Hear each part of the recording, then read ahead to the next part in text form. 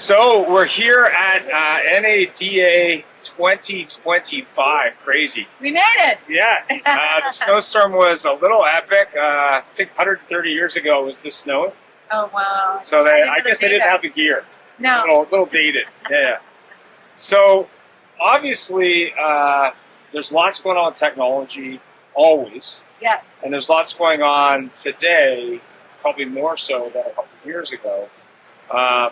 As you look at sort of the, I guess, marketing technology, or just technology in general, with AI and other things, where do you see, like, what do you hear from dealers? Like, oh, AI is too complicated. AI, I don't understand it. AI is like not the future. It's like the internet. It's a fad. Yeah. What do you hear? Oh my gosh. So we do have our marketing slogan, which we'll get one of those handouts to show you, but you really did nail it. We're actually saying here DAS is breaking the rules. The rules we're breaking are all the things that are bad industry rules. Yeah. Where, exactly what you said, dealers have been, let's say, talked into things they don't need or sold, something they shouldn't be bought. But that is exactly what they can run into some of those problems, right? So one of the rules we're breaking here is that, CX doesn't really do anything. It doesn't integrate any systems, and now I'm just paying for marketing. Or we heard AI are just dumb bots. We've heard that. So those are two of the rules. We're like, well, wait a minute, that might be the case for some vendors, but not with us, because we're really determined that if you're going to spend money, that's your immediate results. And we believe we're like Switzerland in the industry. Right. We actually are more like middleware, connecting a lot of people. There you go. Okay. And we're breaking the rules here. So those are actually two of the rules we're breaking here at DAS. Is that we want the systems to talk to each other. We don't want dumb bots. We don't overpay for vendors that don't do anything. One of the other rules we find is sometimes when vendors get bigger and grow, and even us, we're like, oh, we're over 9,600 dealers now. We don't want to lose that innovative spirit. We want to always innovate, bring new technology, and we still want you to know our team. Like we're not just some big company and you can't go to this. So we've really broken all those rules. And the biggest thing that we find is there are multiple ways to leverage CXP, CX, and AI. And we don't always know what our clients and dealers need until we get in there and say they're good as you come. If you've got an example before, someone brought up to me is they've got some cool new AI technology to do some sort of voice analysis and voice. Great. That doesn't mean that that can't actually help us and we can't work together. Like if you're learning something about conversational AI that we should know, that actually we want to talk to each other's systems so we can integrate the learnings into our automated messages that, by the way, we always make personal, that look like they're coming from some information that you can also personalize. So it's really a hybrid, and that's even the other announcement we did last month was announcing it's called AI Engage, and we think it's the first hybrid omni-channel messaging in the industry. So what happens with even us in the beginning, we had AI messaging chatbots. Okay. And they did a lot more than a typical chatbot, like we would integrate video, and you could ask it which are different vehicles in the chat, and incentives, and a lot of really great data. Yep. And then we thought, well, if you don't want to talk to the dealership, let's just connect with the dealership. Why do you need a call center, right? Right. And then there's other people that really believe in, they want to talk to us. They don't want the bots, let's make us humans. But those humans oftentimes were in some weird call center. Yeah. And all they would do is say, what's your name? And you're like, can you just tell me this vehicle stuff? What's your name? Yeah. You know why? Because they're in it for the lead. Yeah. So then they can say, Ethan, here's this email, here's this cell, I got you the lead. Yeah. Check the box. They can now tell the dealer they got ROI. That's an ROI for the consumer. You didn't ask my questions. If I wanted to give you a phone number, I would have called. If I wanted to email you, I would have emailed. I don't want you to be on with email and phone messages. So we've taken all of those elements and made an acquisition of a company called Revolutionizing. Okay. The only company that real trained automotive agents that know how to operate those. Very well versed in that dealership. Actually, oftentimes doing a better job than some of the dealership. Right. I'm like, well, why don't we blend those? So why don't we give the consumer a choice? Do you want to talk to somebody right in one of our marketers? Do you want to use this full technology to get your own answers, basically? Right. Yeah. Or do you want to talk to somebody in the dealership? And it's all hybrid, and we're tracking everything. We're saving the conversations. And if you want to start on our website and then go to your phone to chat, text, great. Right. And we're going to know you're back when you come back. So it's smart like that. So that's how we leverage some of the tools and technology, but just be more flexible and customize the journey that the customer wants, but also that's best for the dealer. Is that kind of similar to like companies like what Apple does, or some cell phone companies where they have that ability to sort of customize on the fly, but also help people 24/7. Is that kind of the idea? A little bit. So, but I just think ours is just pretty much more dynamic, customized that individual dealer, and it serves up more graphics and images and content on the vehicles. Okay. You know, like I know what you're talking about. So, I had an experience recently that wasn't great, but I moved homes and I bought something Bed Bath & Beyond. Okay. And they kept shipping my stuff to a different house, What? even though my address exactly. So I actually tried to call somebody, and I got them run around. It was a customer somewhere. They didn't know anything. I started chatting. The chat people, oh my god, give me a run around. And then finally, I did this weird combination of like I was chatting, but then I was like talking to a live agent, and someone, a real human, got in the chat, and they helped me more than anybody else. Yeah. But like it took so much. It was so automated, phone or this chat, that it was frustrating to kill them. Where our system wouldn't do that, right? Like out of the gate, we would try to answer questions, serve information, and even give videos or questions about a car, or serve up a scheduler and book an appointment. So we try to be more flexible. Yeah, it was like when I was what was I doing? Was trying to get help from LinkedIn's team, and there's no people. Like it's all AI. Like good luck. Yeah. You know, Godspeed, whatever. Especially if they think you're doing anything nefarious, like automating anything, and they just get all freaked out. And I'm like, no, it's not. I'm not automating. That's all me, man. Like I'm not doing anything. Right. It was kind of funny. It was like the LinkedIn police going, you know, you must agree to this term, and then we don't want to talk to you. It's just kind of funny. But the one that was really interesting, we were just flying Delta, not to beat up Delta. Oh yeah, with all the problems. So you go to the terminal, and out of Atlanta, they fly 1,000 flights a day. Oh, it's the largest airport in the U.S. Yeah. So you go to the customer service, and they have a person there with a tablet. Yeah. And they goes, oh no, I can't talk to you. You've got to scan this QR code, and then you got to go on a digital line, and then once your number's up, then I can talk to you. So and I'm like, but you're here. I'm talking to you right now. Yeah. Like, what? Like what? Yeah. And then like the older people are like, well, what? How do I take a picture of the code? Do I enter something? Idea. Yeah. They have no idea, and they're irritated anyway because they want to talk to someone. But it was funny because in my case, I had multiple canceled flights, so I did this multiple times to the point where I actually knew these people. Yeah.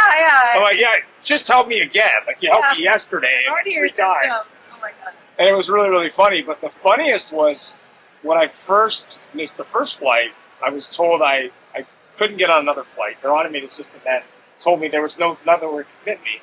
And then I went into check-in on this check-in site. He goes, oh no, the people in customer service at this airport can't do it, but I can do it. I'm like, like, you're not aligned with your other team in the same facility. Like, right. I don't understand. It was just funny. Yeah, no, and you do run into that, especially in other industries. Yeah. But just going through that example, oddly, it was me going to the chat with the bot to get an experienced agent that got me the best service. Like, that was the weird thing. I Googled the number. There is a number for Bed Bath & Beyond. I'm like, because I think they're clothing retail stores. Yeah. Serves me right from ordering from them. But so that's why we do take those learnings and we do shop for cars ourselves or staff. Yeah. And like always put our mind as a consumer, right? And that's how we're going to build better technology.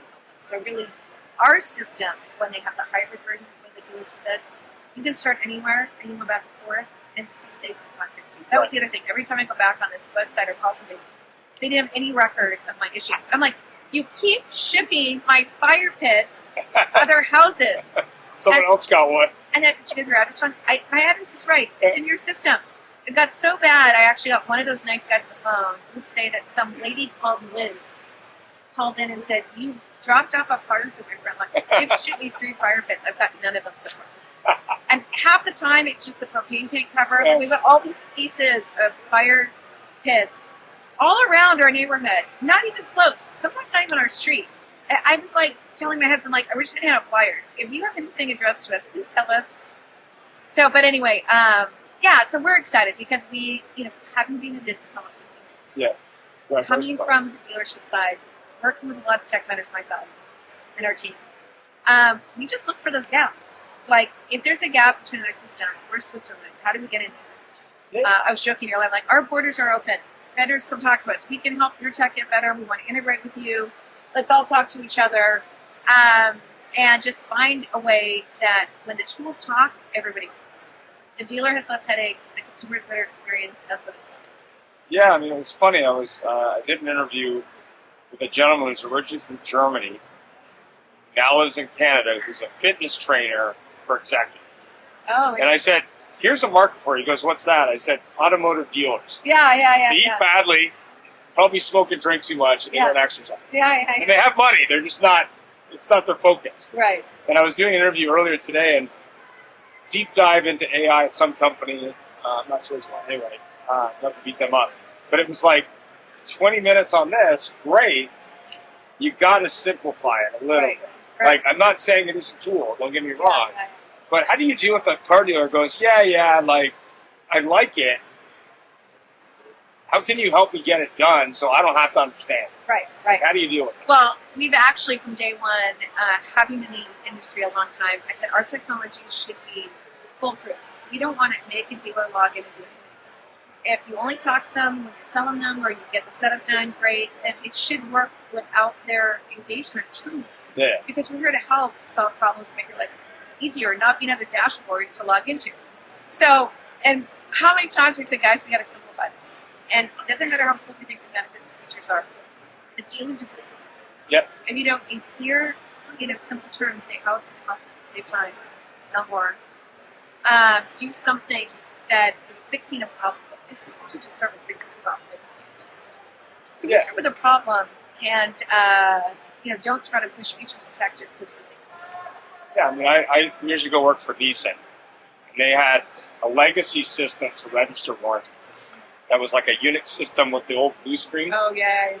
And none of the dealers liked it. So they had a guy on staff. His full-time job was to register warranties. Because the dealers were like, yeah, we're not doing this. Update it. We don't care. We're not doing it. Yeah, we're not selling it. We're not figuring it out. Right. Just call this guy. And his full-time job was just to figure it out for the dealer. Yeah. And it was like, and it was funny move forward because we're seeing, OEMs now combined. Nissan and Honda looks like it's going to put together, and I think you'll probably see Toyota buy Super or something like that.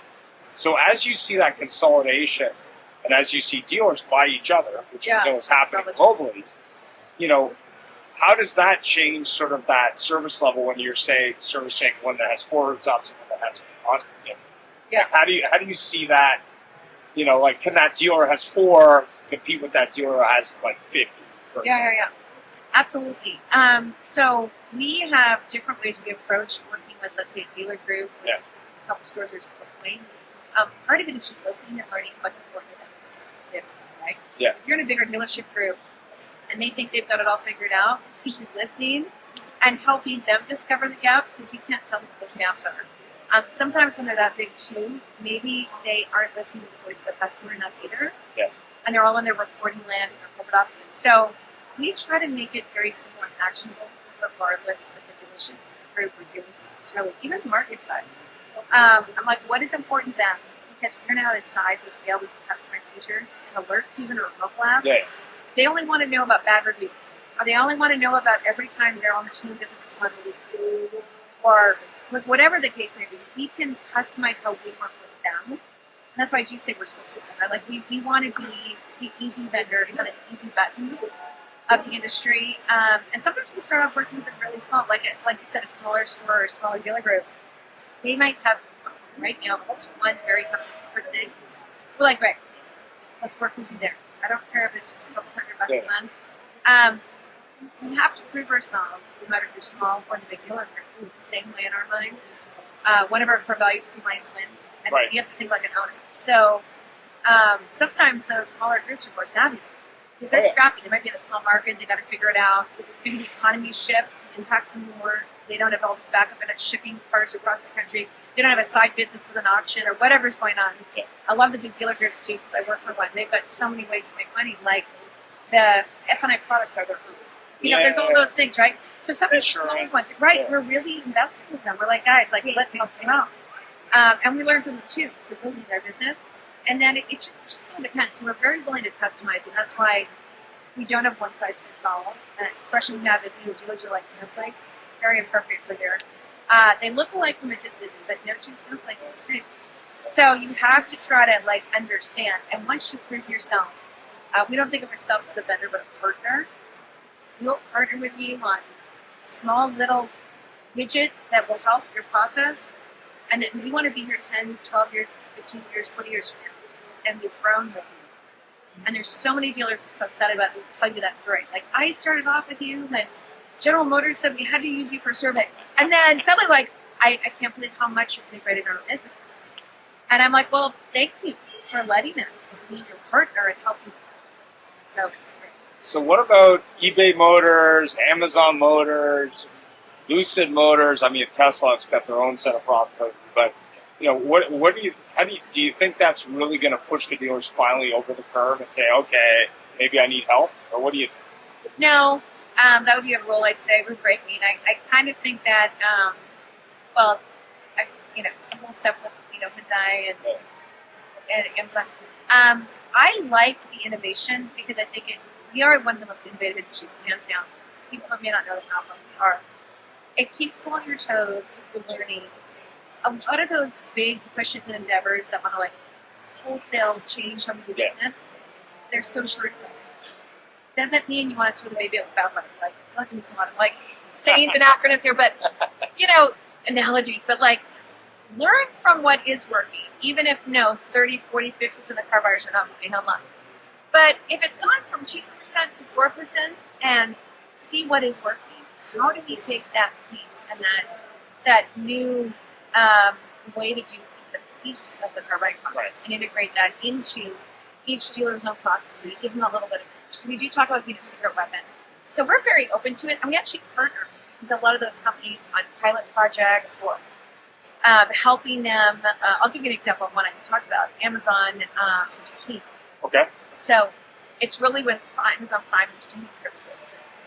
They came to us first in the first pilot, and we're still in the program with them to give them relevant content to automate the dealership advertising with the streaming ads. But we can actually send into each zip code the relevant incentives and vehicles that are in stock right now to actually be streamed on. Okay. So not just waiting around for an ultimate agency to like somehow cut an ad and send it to Amazon. And that saves time, it's efficient, and it's relevant.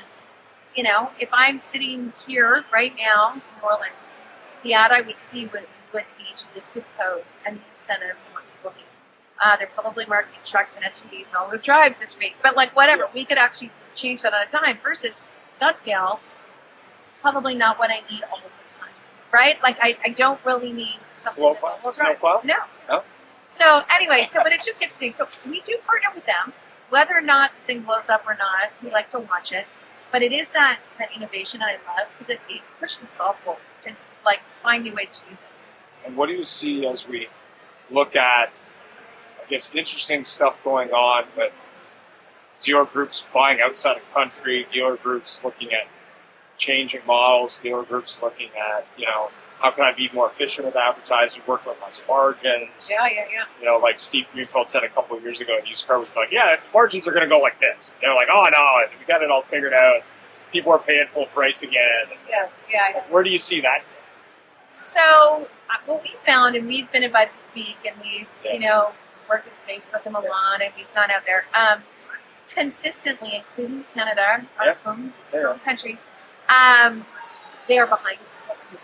Oh, yeah. So I do think, given the right market, right circumstance, somebody bringing our technology and how we do business here into that market will help move the needle a little bit, but it's very different cultures and different ways. And, there's brokers in Italy that help you get a car. You don't have all this inventory in the car lot. It's very different. So we always feel like when we bring information or tools to other countries, and we do, we're just launching some new tools that we can do now in Canada. Okay. But it's almost like we're going back in time a little bit. Sometimes we do that. You know what I mean? It's like, oh, this is very new for this market, this country. We've had it here for a while. Yeah. And then so that, but I mean, I'm not trying to, be condescending. It's just interesting. So we're like, okay, let's reset the clock. This is new for them in this country, right? So, but it's actually fun for us to bring that information, and they seem to really appreciate it. I will tell you, to any Canadian dealers watching, our team loves Canadian dealers because they're so nice and they keep their appointments. Absolutely. I always hear that. Give me another Canadian dealer. Our account managers want. So do you do any work in Brazil or Mexico at all? A little bit. We're technically in 32 countries. I'm looking at our head of marketing over here to keep me honest. Mostly around the AI messaging. So, and actually we're in other verticals too, not just automotive. We've got healthcare clients and education clients that find a use for it. The big thing that we just launched in Canada is ResponseLogics, which is the smart automated quoting, where leads come in. We can send each consumer not just an email that integrates with DMS, so it pulls up the name of the next person in a round robin. John Smith is your salesperson. You inquired about this vehicle. We've got this. We set up pre-owned for new vehicles similar in stock. Right. Calculate payments. Okay. But it actually opens up their own personalized website that we build in 2 minutes or less. And then we know what they're clicking on, what they're looking at to serve up additional relevance. Right. So that's brand new.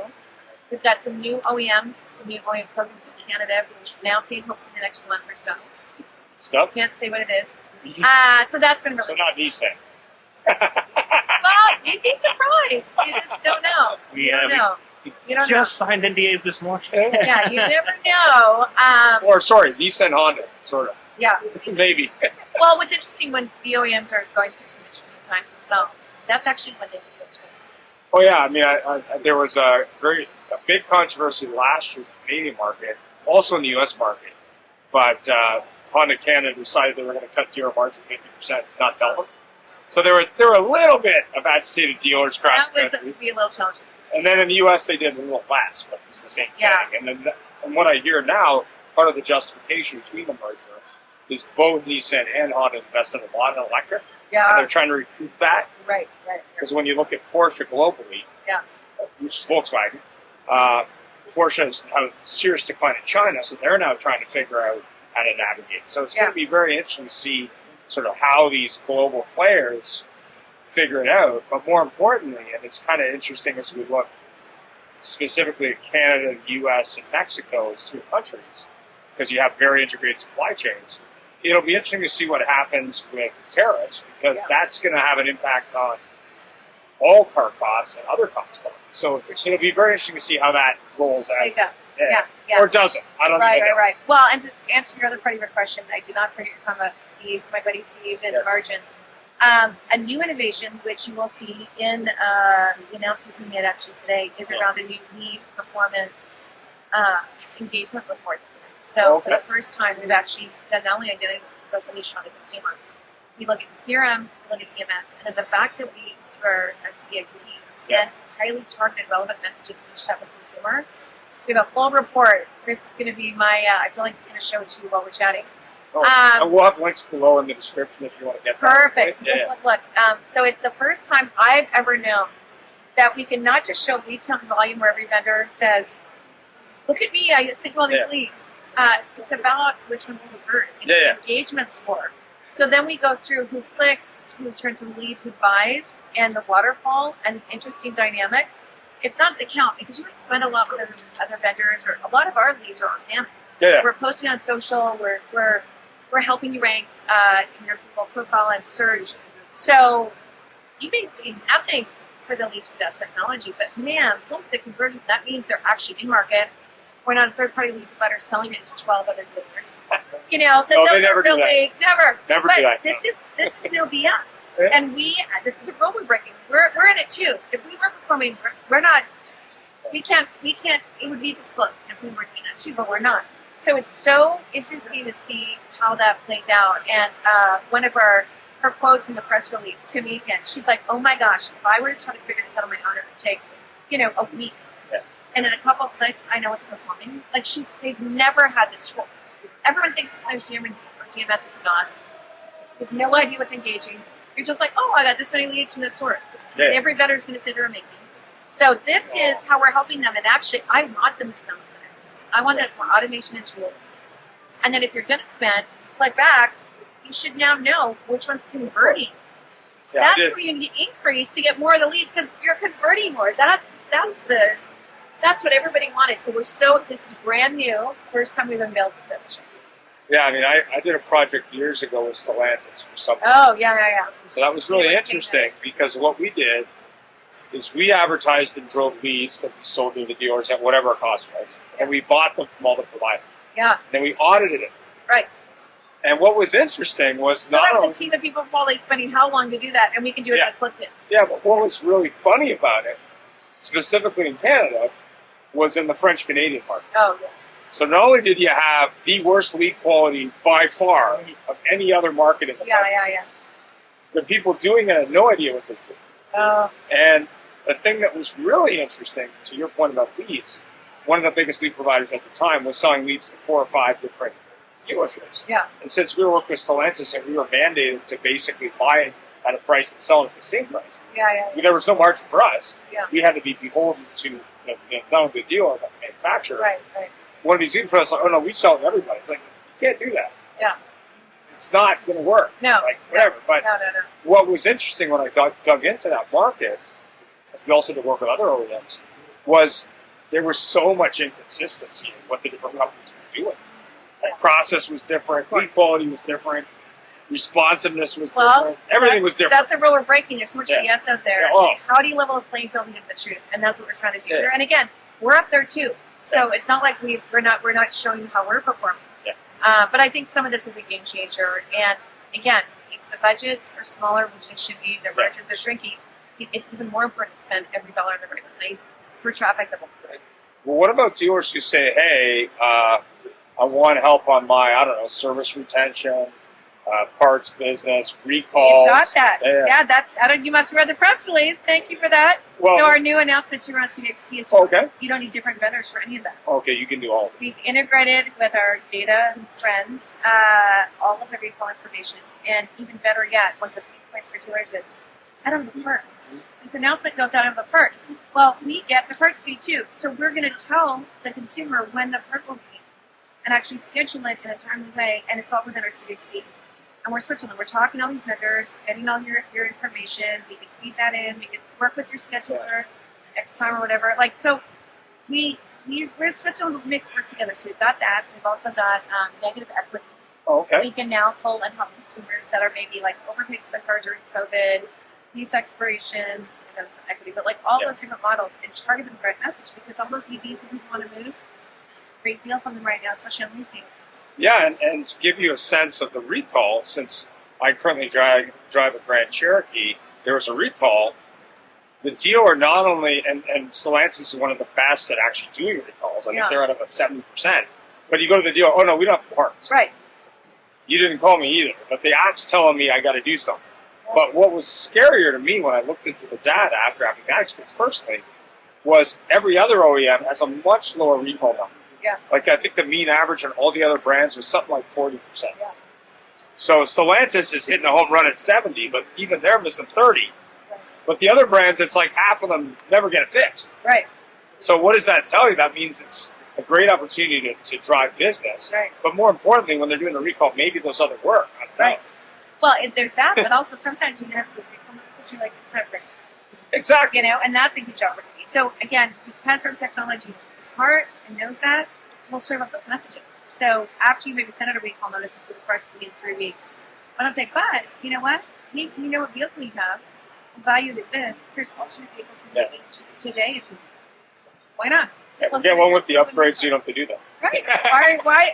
And here's a great lease deal. And it's an EV. Yeah. Exactly right. So that's what's cool. And we just love helping the consumers with the journey, with the dealers. So we think we're not just CX, we're DX. We're dealer experience too. How to make their life easier. It's kind of an easy button, and we come in and help really all the other vendors hopefully work together. Do you work with Staples? We should. We'll find those easy buttons. That was easy? Yes, that was easy. We're the easy company. We just make your life better. Thanks very much. Yeah, thank you As so always. much. Thanks for coming by. Thank you. Thank you, everybody. Have a great show.